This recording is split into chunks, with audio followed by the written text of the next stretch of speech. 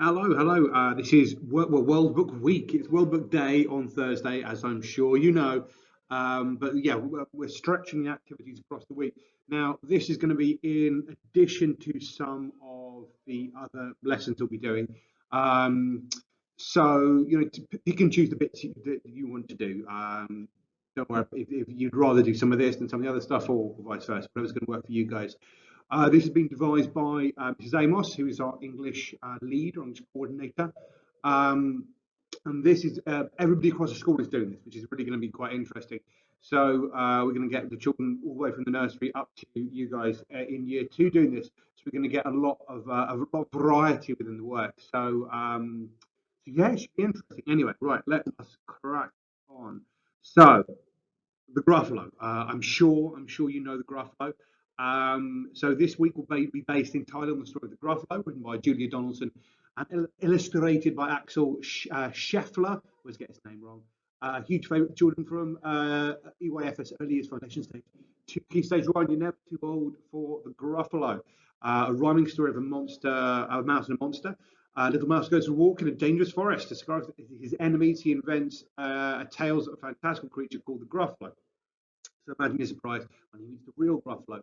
Now, I'm fairly sure this was based on, I think it was either a Chinese or Japanese folk tale. Years ago, when I was back in year one, that some parents come in and they'd read, different parents would read the Gruffalo in different languages. So we had one chap who came in and did the Gruffalo in Scots. They sort of, it's a very Rabbie Burns, and someone else who came in and did the Gruffalo in Japanese. And the Gruffalo, I love the fact the title of the Gruffalo in Japan is "Who is strongest in forest," which I love. And the only word that didn't translate was stew. Every word was translated to Japanese except for stew. So there you go. Anyway, Gruffalo. So Gruffalo twist during World Book Week. Excuse me. I don't have COVID. We've checked recently. Um, During World Book Week, we will be asking the children from nursery all the way through to year two to invent their own fantastical creature for the Gruffalo story, hence Gruffalo with a twist. They will decide what it looks like, where it lives, and what school values it lives by. Out and about, living the value of community. So, putting the Gruffalo aside, we'd love for your children to be able to go on a character hunt in the local area on Thursday, 4th of March, if it's World Book Day. To do this, we would like you to discuss with your child who their favourite characters from any book. It could be Willy Wonka, Cat in the Hat. Um, once they've decided on the character, from a book, we should make that clear. I always say every World Book Day to the class, make sure it is a character from a book and not from a film. There is a difference.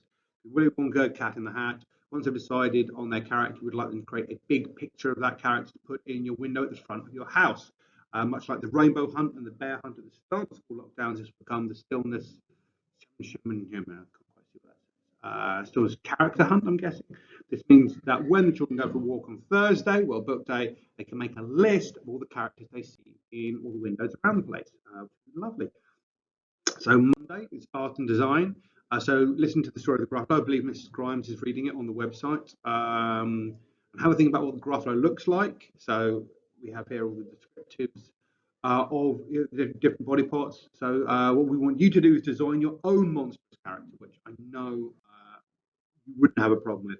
So you see, these are some ideas: sharp teeth, long horns, Brooklyn spikes, lots of eyes, a tail. I think you can go further than that. I think you guys are very good at designing scary, crazy, mad old monsters. So really go to town on that one. I think you do a very good job. Um, you find this tricky, you can do the Monster Mash dice roll game. So roll a dice for each of the monstrous features, and just mix and match, and you get that. I don't think you'll need to do that because I know this is probably more for the nursery, the early years. Children, you guys are very good monster designers. I've seen it already. Extra challenge: you're going to dress up on World Book Day, try to create an outfit to look just like your Gruffalo twist that you have designed. This may take you a while, so you could try to do it a bit throughout the week. Well, I mean, if you, I mean, yeah, I mean, the chap down the bottom here has made his own arms look like tentacles. I mean, this is tricky, and you may not have the stuff in your house to do it. Looking at that, if I was doing that in my house, I don't think I'd be able to manage. I just don't have enough bits and pieces. Um, but see what you can do. See what you can do. So Tuesday, geography and science. Deep dark wood. Owl lived in a treetop house. Fox lived in an underground house. Snake lived in a log pile. Where does your monster live? Where does your monster live? Where does your Gruffalo twist live? A city, a desert, a forest, a mountain, under the sea, in space, a volcano, Atlantis, the moon, the heart of the sun. I'm sure you can come up with some very cool ones. And then draw the habitat your Gruffalo lives in. So if you're in year 1 and 2, you might want to write down why you think that habitat is the best place for your creature to live. Why is it best suited to the environment? And last Wednesday, values. Um, the value of this month is individuality. So by creating your own monster, you're already living the value of individuality by creating your individual Gruffalo twist. Now these are the other school values. Pause if you want to read through them, but I'm sure you know them off by heart by now. Do you think your Gruffalo twist lives its life by any of our school values? Is it kind? Does it work in a team? Is it inventive? Can it say please and thank you? Are there any other creatures like it? Does it look after the environment? Can it see the bright side of tricky situations? Or is it just a monster that eats people? I don't know. I'd be tempted if I made a Gruffalo twist for it to perfectly ignore the values, so that somebody can come along and defeat it and prove their mousy cleverness. So yeah, write down some of these words around your creature. If you've got room, if not, you can do it somewhere else. Thursday. Now this is World Book Day proper. Yes. So today you can get out and about on your character hunts in the local area. This will be counted as daily government. So you're not going to be arrested and taken to World Book Day prison. So head out, see how many other character pictures you can see in windows. If you know where your friends from the school live, you know where their houses are, as you may well do, you can head straight towards that and look for those posters. Yeah, and today there'll be a special Zoom thing. I think I'm about 1:30 doing my one, which should be fun. Watch as many as you want. Don't feel you don't need to watch me. I mean, clearly I'll be the best. No, I will, of course. No, the others are very good as well. Sorry, here we go. Oh, there you go. I'm at 1:30 doing the monkey puzzle. Yeah, there we go. Tune in, see who's best. We can have a strictly come dancing vote. Sorry, I'm it's not very professional of me. Yeah, so wear your fancy dress on that Zoom, and I'll be wearing mine. I hope if I can get all the bits and pieces. I've got two. If one, I may have to wait till next year. We'll see. And also, yes, that's it. Yeah, so if you can, we're hoping maybe today to do some reading, build a reading. Wow, that den is actually, according to one of these, looks like it's actually made out of books. Wow. Okay, so yeah, maybe you can build a reading den somewhere in your home, outside. It is really nice to have reading dens. Yes, don't forget to take a photo and send it to us through Class Dojo or the website. And this is creating your own front cover. So it may not be called the Gruffalo anymore. If your creature's got a different name, put your name on it. You know, something for your book. I think do this one instead of art this week for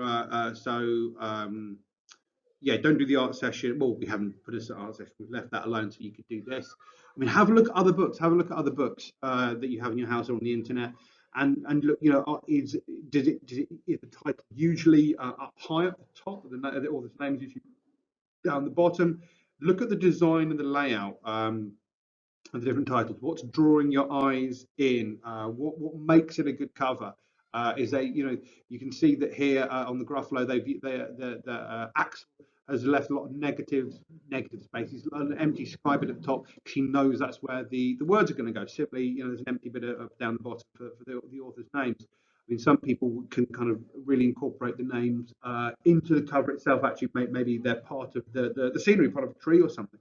So there you go. But before you do it, see if you can do a little sketch piece of paper, just some ideas down roughly where the placement's going to be.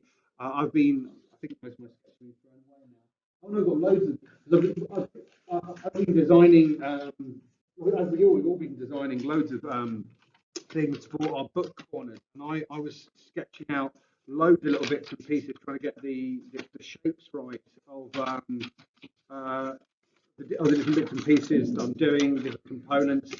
Scary one, spooky, Vampire Mermaid did make the final cut. So I think it's always very good to do little sketches before you do main things, so you can have an idea of where everything's going to go.